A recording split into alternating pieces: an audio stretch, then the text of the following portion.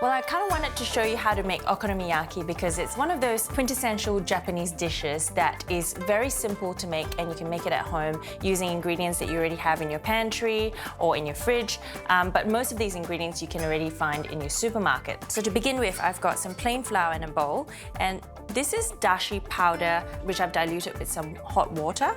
Then I'm just going to mix this together.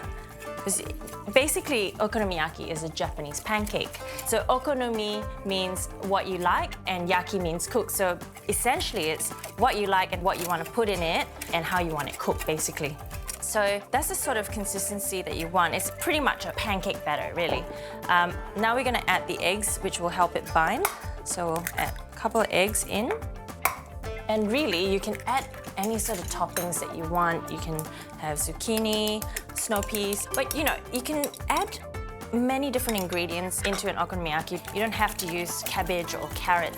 And you can even use things like pork belly or seafood like squid or any type of fish. Right, so now before I start chopping the cabbage, I'm just gonna turn the heat on to get that pan nice and hot before I cook my batter. So I just want to shred a little bit of the cabbage, just so it's all through the batter and it's not just as a topping, but we'll have more as a topping later.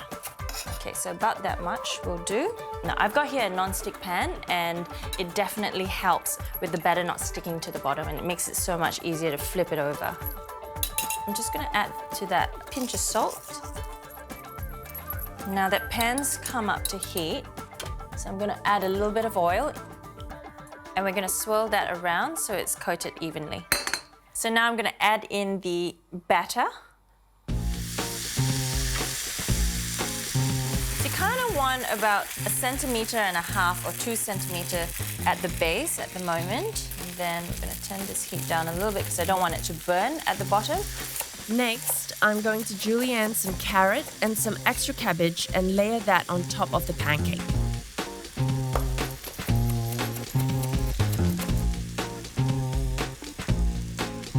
And then we'll put some bonito flakes.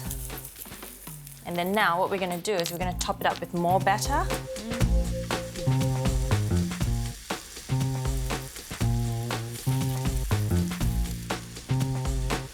The batter has firmed up and set, and it's time to flip. Okay, so that's been about 3 to 4 minutes on each side, but basically that's the sort of color that you want, that nice golden brown color, and it's got a little bit of a crust on the bottom, so you know it's gonna be crispy on the outside and then nice and gooey in the middle. Just gonna pop it onto the plate. Okay, now we're just gonna dress it, and this is so iconic, Kewpie mayo. The only difference with Kewpie mayo and normal mayo is the sugar content in this is higher. Let's face it, we're not really on a diet here, are we? All right, so we're gonna do this zigzag. I don't know why, but I know it's just iconic. And this here is what is known as a tonkatsu sauce. It's like a barbecue sauce, but it's a little bit sour. Just have a little bit of fun. And you can add a bit of chili sauce if you wish to this. And then we're just gonna add some spring onions. You can garnish it with whatever you like, but I like having mine with some spring onions. And some pickled ginger for a bit of zinginess. And this is the best part because this is where the bonito flakes start to dance. Bonito flakes are very thin shavings of dried skipjack tuna that tend to move around like this when they come into contact with hot food. All right, so now I'm gonna taste this. I'm just gonna show you. So you can see that it's quite soft in the middle, but then you still got that nice crispy part on the outside, and that's exactly what you want. So I'm gonna try it now. It's sweet, it's sour, it's salty, and it's got that beautiful pickled ginger on top, and I'm all in.